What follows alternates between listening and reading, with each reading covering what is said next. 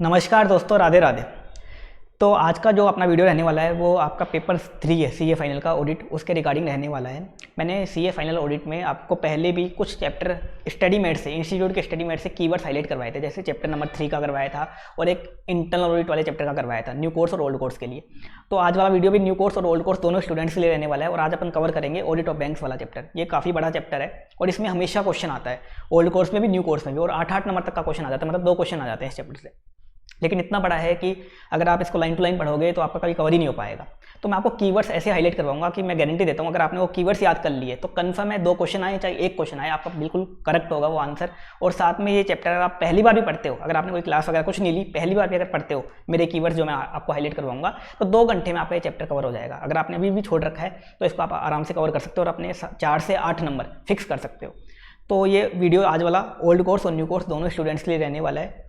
Old course में chapter number new course में chapter number 9 है और ओल्ड कोर्स में भी इसका चैप्टर नंबर शायद 10 या 11 है, तो उसके अकॉर्डिंग वो देख ले। तो ऑडिट ऑफ बैंक्स लगभग 60 पेज का चैप्टर है आपके स्टडीमेट में, इंस्टीट्यूट के स्टडीमेट में। अब मैं इसमें कीवर्ड्स आपको हाईलाइट करवाने जा रहा हूँ, तो आप भी ओपन कर सकते हो अपना स्टडीमेट, साथ साथ अपन कीवर्ड्स हाईलाइट करेंगे। तो स्टार्ट करते हैं ऑडिट ऑफ बैंक्स का हाईलाइट। सबसे पहले आप इसमें आ जाओ पेज नंबर 9.3 पे, 9.3 पे आ जाओ ऑडिट ऑफ बैंक्स में। जो मैं अंडरलाइन करूँ आपको भी वही अंडरलाइन करना है, बाकी कुछ भी नहीं करना, बाकी सब चीज़ें फालतू हैं, कुछ भी नहीं करना आपको। जो मैं अंडरलाइन करूँ वही आपको करना है। सबसे पहले स्टार्ट करते हैं यहाँ से, special audit consideration in the audit of banks, इसका क्वेश्चन आता है, इसी लाइन से इसका क्वेश्चन आता है, तो ये लाइन तो याद रखनी है आपको। अब आगे मैं कीवर्ड आपको अंडरलाइन करवाने जा रहा हूँ। सबसे पहले nature of risk associated, first point में कीवर्ड है। दूसरे में स्केल ऑफ बैंकिंग ऑपरेशन। तीसरी लाइन में है एक्सटेंसिव डिपेंडेंस ऑन आईटी। मैं जल्दी जल्दी करवाऊंगा, आप थोड़ा स्पीड कम करके भी देख लेना अगर आपका छूट जाए वीडियो तो। आगे स्टैच्यूटरी एंड रेगुलेटरी रिक्वायरमेंट। उसके बाद अगला है continuing development of new products and services. ये इंस्टीट्यूट के कीवर्ड है, मेरे कीवर्ड नहीं है, इंस्टीट्यूट के जो कीवर्ड है वो टेक्निकल वर्ड, वो आपको याद रखने। इसके अलावा आगे है एक वर्ड इवोल्यूशन ऑफ टेक्नोलॉजी। ये वर्ड आपको याद रखना है, लाइन टू लाइन पूरा याद नहीं करना। ये वर्ड याद कर लिया आपने, इनको अंडरलाइन कर दिया, पूरे मार्क्स मिलेंगे आपको। अब आप बाकी चीज़ अपनी लैंग्वेज में लिखो, लेकिन ये वर्ड आपको लिखने पड़ेंगे। अब याद कैसे करोगे, मैंने पहले भी तरीका बताया था, हर वर्ड का पहला अक्षर उठा लो। जो मैंने कीवर्ड लगवाया इनका पहला अक्षर उठा लो। जैसे नेचर ऑफ रिस्क एसोसिएटेड का एन उठा लिया, स्केल ऑफ बैंकिंग ऑपरेशन का एस उठा लिया, एक्सटेंसिव डिपेंडेंस ऑन आईटी का ई उठा लिया, स्टैच्यूटरी एंड रेगुलेटरी रिक्वायरमेंट का एस उठा लिया, कंटिन्यूइंग डेवलपमेंट का आपने सी उठा लिया और इवोल्यूशन ऑफ टेक्नोलॉजी का ई उठा लिया। ये सारे वर्ड उठा के आप क्या करो, गूगल पे सर्च करो वर्ड क्रिएटर। वर्ड क्रिएटर के काफ़ी सारे सॉफ्टवेयर मिल जाएंगे, मैं दिखाता हूँ आपको।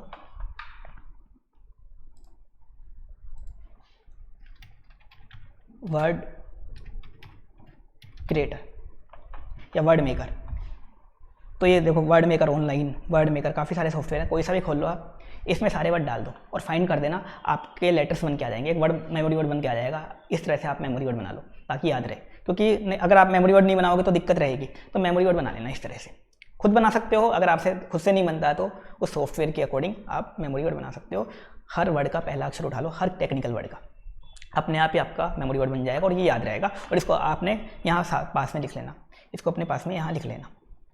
ये हो गया, इस तरह से आपको कीवर्ड हाईलाइट करने। पहला मैंने हाईलाइट करवा दिया आपको, इसका क्वेश्चन आता रहता है, special audit consideration in the audit of bank. ये लाइन याद रखनी है आपको, इसके बेस पे क्वेश्चन आएगा। अब दूसरा आपको इसमें अंडरलाइन करना है,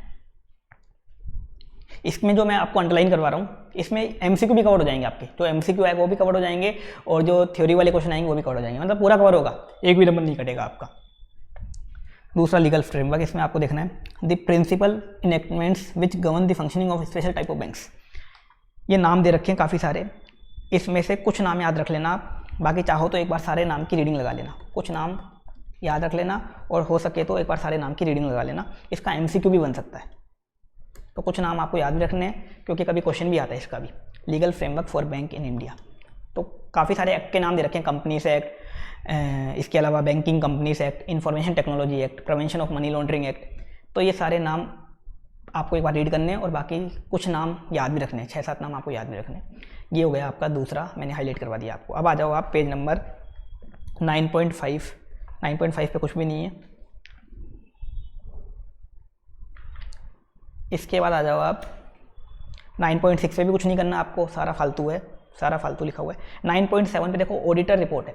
ऑडिटर रिपोर्ट हमेशा कभी भी आ जाए किसी भी चीज़ की, तो आपने जो वहाँ याद कर रखी है ना कंपनीज में, कंपनी सेक्टर में ऑडिटर रिपोर्ट जो याद कर रखी है उसके पॉइंट होते हैं ट्रू एंड फेयर वगैरह वगैरह, वो पॉइंट ही आपको लिखने पड़ते हैं कि वो true and fair review gives कर रहा है नहीं कर रहा है, ये फालतू चीज़ें आपको लिखनी पड़ती हैं। तो गलती से किसी की भी आ जाए तो वो पॉइंट लिख दोगे, आपको 4 में से 3 नंबर तो पूरे मिल जाएंगे। तो ऑडिटर रिपोर्ट मैंने लगवा नहीं रहा क्योंकि हर टॉपिक में ऑडिटर रिपोर्ट, तो ये फालतू है ऑडिटर रिपोर्ट कि profit and loss account true दिखा रहा है नहीं दिखा रहा, balance sheet true and fair view दे रही है नहीं दे रही, ये होता है सेम टू सेम। तो ये फालतू पॉइंट है, कुछ काम का नहीं है, इसको भी छोड़ो।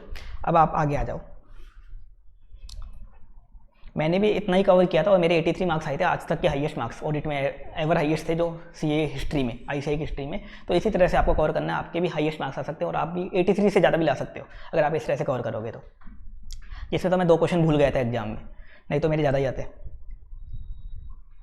अब आ जाते हैं अपन LFAR में। अब यहाँ आपको क्या अंडरलाइन करना है वो देख लो एक बार। यहाँ आपको अंडरलाइन करना है the LFAR is to be submitted before 30 June every year to ensure timely submission of LFAR, proper planning is required.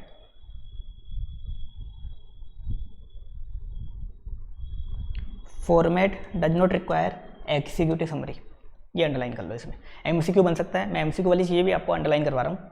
इन सब चीज़ों से MCQ भी आ सकते हैं और थ्योरी भी, जो मैं आपको अंडरलाइन करवा रहा हूँ इसके बाहर नहीं आएगा, ये गारंटी है।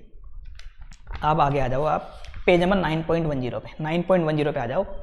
Conducting an audit, the audit of banks और their branches involve the following stage, ये लाइन अंडरलाइन कर लो। कंडक्टिंग एन ऑडिट, देखो ये 5 पॉइंट दे रखे हैं, आगे इनको एक्सप्लेन भी कर रखा है। यहाँ ये 5 पॉइंट दे रखे हैं, एक तो इनिशियल कंसिडरेशन, एक अंडरस्टैंडिंग, एक रिस्क असेसमेंट, एक एग्जीक्यूशन और एक रिपोर्टिंग। आपको पूछ सकता है इनिशियल कंसिडरेशन बताओ बैंक ऑडिट के कंडक्ट करने में, या अंडरस्टैंडिंग बताओ बैंक ऑडिट कंडक्ट करने में, या रिस्क असेसमेंट बताओ, या बोलेगा एग्जीक्यूशन बताओ बैंक ऑडिट कंडक्ट करने में, या रिपोर्टिंग बताओ बैंक ऑडिट कंडक्ट करने की रिपोर्टिंग। तो अंदर का कुछ याद नहीं करना इस वाले क्वेश्चन में, बाकी चीज़ों में आएगा, लेकिन इस वाले में ये आपको हेडिंग दे रखी है ना, ये साथ में पॉइंट दे रखी है, हेडिंग है ये हेडिंग है और इनको नीचे एक्सप्लेन भी कर रखा है। आपको तो ये हेडिंग याद करनी है पूरी की पूरी, मतलब 5 दे रखे हैं, 5 topic, initial consideration, understanding, risk assessment, execution और रिपोर्टिंग। ये 5 मेन हेडिंग है, इनके अंदर की ये हेडिंग है, ये लाइन, ये आपको अंदर की हेडिंग याद करनी है और इनके अंदर आपको बना के अपनी लैंग्वेज में जो लिखना हो वो लिख सकते हो, लेकिन ये याद रखना आपको, ये पाँचों के पाँचों स्टार कर लो, इसको याद करना है आपको, इसको मार्क कर लो आप। अब अपन नीचे चलते हैं, ये देखो नीचे एक्सप्लेन कर रखा है, इन्हीं पॉइंट्स को एक्सप्लेन कर रखा है, पॉइंट्स यहाँ लिख दिए इन्होंने, फिर इनको नीचे एक्सप्लेन भी कर दिया। एक्सप्लेनेशन आपको अंदर से नहीं करना, कुछ काम का नहीं है एक्सप्लेनेशन, बिल्कुल कोई मार्क्स नहीं है इनके, फालतू है बिल्कुल, कोई है इसमें, बस ओनली हेडिंग के मार्क्स है, हेडिंग में ही पूरा कीवर्ड कवर हो गया इसमें। नहीं तो क्या होता है कुछ चीज़ों में हेडिंग के अंदर भी आपको कीवर्ड याद करना पड़ता है, लेकिन कुछ चीज़ें ऐसी होती हैं जिनमें खाली हेडिंग से काम चल जाता है, सब में काम नहीं चलता, कुछ चीज़ों में काम चलता है, तो उसी में से है ये। अब इसमें एक पॉइंट है जो आपको करना है, वो है पेज नंबर 9.11 पे, ये रहा, understanding the risk management process. इसका क्वेश्चन आ चुका 2-3 बार, understanding the risk management process. An effective risk management system in a bank generally requires the following, इसको अंडरलाइन करना, और इसमें भी ओनली हेडिंग करनी है आपको, ओनली हेडिंग। जो मैंने आपको मेन हेडिंग लगवाई थी ना, मेन हेडिंग, उसकी सब हेडिंग थी, उस सब हेडिंग में एक पॉइंट है understanding the risk management process, उसके अंदर पॉइंट दे रखे हैं 5 पॉइंट, ये 5 हेडिंग आपको याद करनी है, OICMR, ये आपको याद रखनी है। नवंबर 16 में आया था, उसके बाद न्यू कोर्स में एक बार क्वेश्चन आया था इसका, ओल्ड कोर्स में भी आ चुका। ये 5 हेडिंग आपको याद रखनी है, अंदर का याद नहीं करना, अंदर का कुछ काम करनी है, कोई मार्क्स अलॉटेड नहीं है इसमें। ये 5 हेडिंग याद रख लेना, अंदर फिर बना के कुछ भी लिखो, लेकिन हेडिंग ठीक लिखनी है, इसको अंडरलाइन भी करना है, ये ओनली हेडिंग याद करनी है इसकी, ये आप अंडरलाइन कर लिए होंगे 9.12 पे। अब अपन आ जाते हैं नीचे, अब आ जाओ आप पेज नंबर 9.14 पे, मैं आपको अंडरलाइन करवा रहा हूँ 9.14 पे, ये वाला special consideration in IT environment. ये इसका क्वेश्चन आएगा तो इस लाइन से आएगा, की security control aspects that the auditor need to address when undertaking audit in a computerised bank. Computerised bank में क्या होगा वो देखो, क्या अंडरलाइन करना है इसमें, authorised accurate and complete data is made available for processing. दूसरा, in case of interruption system restarts without distorting. इसके बाद prevents unauthorised amendment to the program, तीसरे पॉइंट में। चौथे में एक्सेस कंट्रोल की कीवर्ड है। 5वें में segregation of duties is ensured. इसके बाद अगला पॉइंट आपको देखना है, modules, all modules in the software are implemented. इसके बाद आपको देखना अगला, exceptional transaction reports authorised and verified on a daily basis. और इसके बाद अगला देखना है आपको नीचे, antivirus software of latest version is installed, और last access to the computer room is restricted to authorised person only. ये पॉइंट आपको याद रखने हैं, 7-8 पॉइंट मैंने लिखवा दिए, ये याद करने। इसका क्वेश्चन आ जाए 4 नंबर का, ये पॉइंट लिखना, पूरे मार्क्स मिलेंगे आपको। ये पूरे कीवर्ड लिखवा दिए, ये कर लगा लेना, आप अंडरलाइन कर लेना, पॉज करके अंडरलाइन कर लेना। अगर जल्दी लग रहा है आपको तो थोड़ा पॉज करके इसको अंडरलाइन कर लेना। अब अपन आगे कंटिन्यू करते हैं। अब आ जाओ आप 9.17, यहाँ से स्टार्ट हो रही है वाउचिंग वेरिफिकेशन। वाउचिंग वेरिफिकेशन के काफ़ी सारे पॉइंट दे रखे हैं, 50-60 पॉइंट दे रखे हैं। सारे आपको नहीं करने, एग्जाम में कभी आए हुए नहीं है। 50-60 पॉइंट में से 5-6 पॉइंट है जो एग्जाम में आए हुए हैं, ओल्ड कोर्स न्यू कोर्स दोनों में मिला के आज तक, और बाकी सारे पॉइंट कोई फालतू हैं, एकदम बिल्कुल फालतू, मतलब इंटर लेवल वाले पॉइंट है, बिल्कुल काम के नहीं है, तो इग्नोर कर देंगे वो तो अपन। और जो काम के पॉइंट है मैं उन्हीं को हाईलाइट करवाऊंगा, क्योंकि फालतू पॉइंट अगर आप कर लोगे 50-60 पॉइंट वाउचिंग वेरिफिकेशन के, पूरे मिक्स हो जाएंगे और आपकी दिक्कत आ जाएगी। तो जो एग्जाम में आए हुए हैं अभी तक और जो हमेशा एग्जाम में आने के चांस है, एक तो एग्जाम में आए हुए और जो एग्जाम में आने के चांस है, वही हाईलाइट करवाऊंगा वाउचिंग वेरिफिकेशन में। अगर आप पूरा छोड़ना चाहते हो इस वाले टॉपिक को तो छोड़ भी सकते हो, लेकिन इसमें 5-6 पॉइंट ऐसे हैं, 5-6 वाउचिंग वेरिफिकेशन की ऐसी चीज़ें जो एग्जाम में रिपीट होती हैं और एग्जाम में आते हैं, तो वो कर लेना। तो मैं वही हाईलाइट करवाऊंगा जो एग्जाम में आए हुए हैं, एग्जाम में आरटीपी एमटीपी पास्ट पेपर जो किसी में भी आए हुए हैं और एग्जाम में आने के चांस है, वो वाले हाईलाइट करवाऊंगा। सारे याद करने इसमें पॉसिबल नहीं है, मैंने भी इसमें छोड़ दिए थे ये, और मैंने तो इवन एग्जाम में आए हुए भी छोड़ दिए थे, और फिर एक एग्जाम में आ गया था हमारे एडवांस वाला, तो वो बना के लिख दिया था, तो 4 में से 3 नंबर उसमें मिल गए थे। बाकी तो मैंने कुछ छोड़ा नहीं था बैंकिंग वाले में, लेकिन वो छोड़ दिए थे। अब स्टार्ट करते हैं इसमें अपन आगे। ये फालतू हैं सारे स्टार्ट वाले बिल्कुल आने के कोई चांस नहीं है। इसमें सबसे पहले आप आ जाओ 9.21 पे आ जाओ, क्रेडिट कार्ड ऑपरेशन। ये इंपॉर्टेंट है, ये एग्जाम में भी आ चुका और आगे भी आने के चांस है। अब इसमें क्या क्या कीवर्ड है वो देख लो, पूरा याद नहीं हो पाएगा, खाली कीवर्ड याद रखने आपको। इफेक्टिव स्क्रीनिंग पहले पॉइंट में, दूसरे में strict control over storage and issue of cards, unutilised limit of A card credit card holder, इसके बाद सिस्टम ऑफ प्रॉम्प्ट रिकॉर्डिंग, इसके बाद रीइंबर्समेंट टू मर्चेंट्स, इसके बाद ग्रोस ऑफ कमीशन, इसके बाद statements are sent regularly and promptly, इसके बाद है फॉलो अप कस्टमर पेमेंट्स, इसके बाद है पेमेंट्स ओवरड्यू, पीरियडिक बुलेटिन्स, और system of periodic review of credit card holders accounts. ये आपको लर्न करना है, ये कीवर्ड मैंने लगा दिए, बस ये कीवर्ड याद रखने हैं, पूरा याद नहीं करना। इसी कीवर्ड से आपको पूरे मार्क्स मिल जाएंगे। इसके बाद अगले पेज पे 9.22 पे आ जाओ, ये है CRR और SLR। ये भी कभी कभार आ सकता है, लेकिन वो ज़्यादा इंपॉर्टेंट था, लेकिन इसको भी अंडरलाइन कर लो, इसमें भी मैं बताता हूँ आपको। पेज नंबर है आपका 9.22 पे, CRR और SLR के कंप्लाइंस। इसको कैसे चेक करोगे, इसका प्रोसीजर क्या रहेगा, इसको वेरीफाई कैसे करोगे, वाउच कैसे करोगे, वो देख लो। Understanding of relevant circulars and instruction of RBI पहले लाइन में, दूसरे में request the branch auditor to send their weekly trial balance, उसके बाद examine the cash balance at the branch on the selected dates, इसके बाद consolidation regarding detail position, valuation of securities, उसके बाद following items have been excluded from liabilities, part amount of recoveries against import bills, unadjusted deposits, margins held. इनके MCQ भी सब cover हो जाएंगे इससे, अगर कोई MCQ भी आता है तो इन्हीं से आएगा। Following items have been included in liability, इसमें लगाना है आपको net credit balance in branch adjustment accounts, interest on deposit, borrowing from abroad, reconciliation of nostro accounts. ये हो गया कंप्लीट। इसके बाद कंसोलिडेशंस प्रिपेयर्ड बाय बैंक, और इसके बाद specify the number of unaudited branches. बस ये मैंने पूरा अंडरलाइन करवा दिया, इस वाले पार्ट को भी, CRR और SLR वाले को मैंने पूरा अंडरलाइन करवा दिया।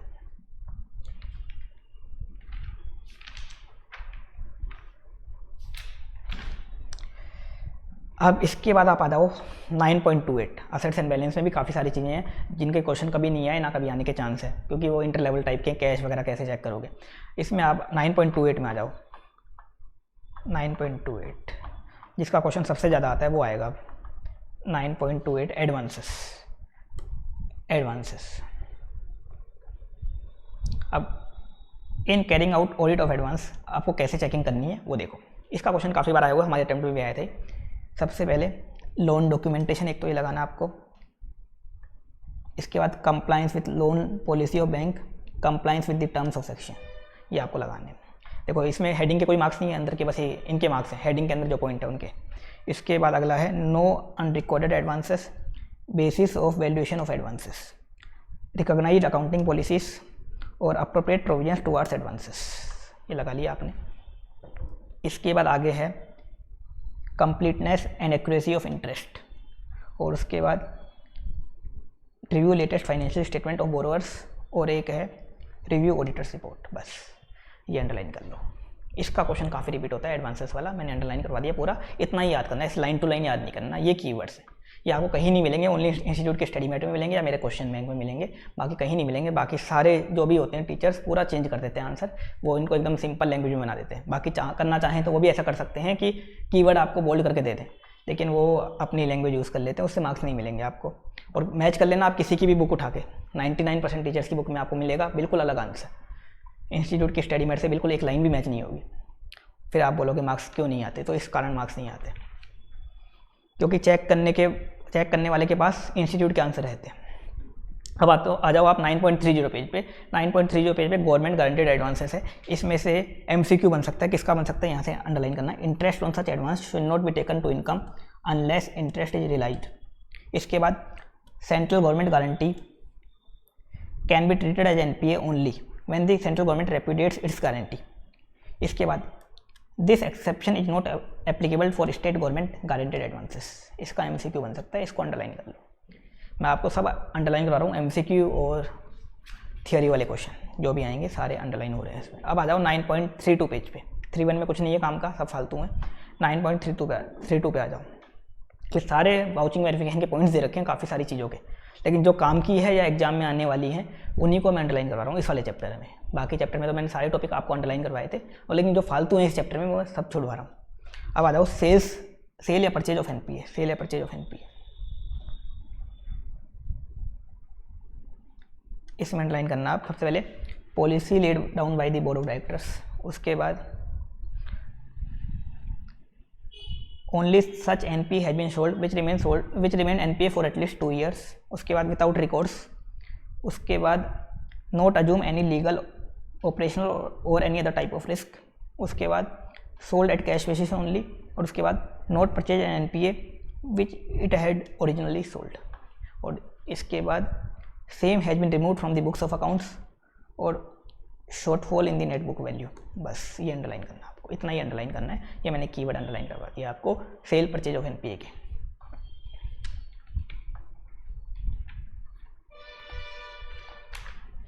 ये नवंबर 20 के लिए भी रेलिवेंट है, मई 21 वालों के लिए भी, नवंबर 21 वालों के लिए, सभी के लिए रेलिवेंट है। ऑडिट का पेपर कभी भी होगा आपका, ये पूरा रेलिवेंट है, चाहे नवंबर 21 में हो चाहे नवंबर 22 में हो, कभी भी एग्जाम होगा आपका, उस सब के लिए वीडियो रेलिवेंट है। अब आ जाते हैं अपन आगे, कंटिन्यू करते हैं। अब आपको आना है, ये सारे फालतू हैं फिक्स एसेट वाले, ये एग्जाम में बिल्कुल कोई चांस नहीं है कि आ जाएंगे। अब आप आ जाओ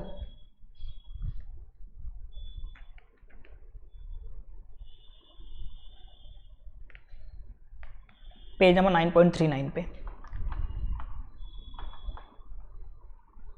9.39 पे कैपिटल एडिक्वेसी रेशियो है। इसमें टायर 1 कैपिटल और टायर 2 कैपिटल का बता रखा है। 9.39 पेज नंबर है, 9.39 पे आ जाओ। इसमें लगाओ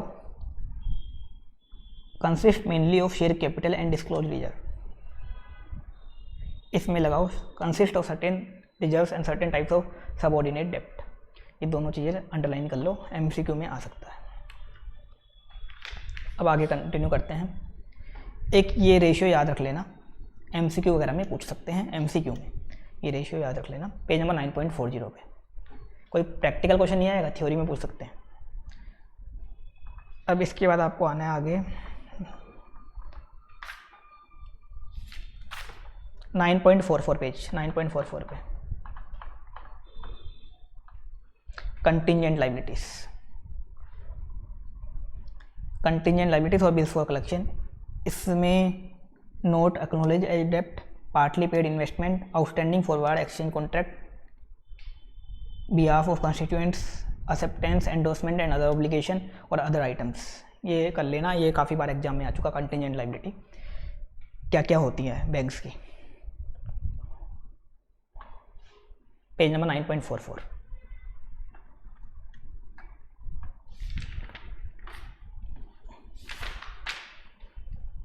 अब आ जाओ आप आगे।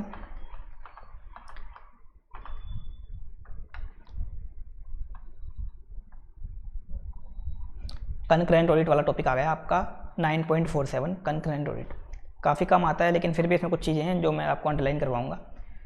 कवरेज ऑफ बिजनेस और ब्रांच, क्या क्या कवर होता है कंटिजेंट ऑडिट में, वो देख लो एक बार।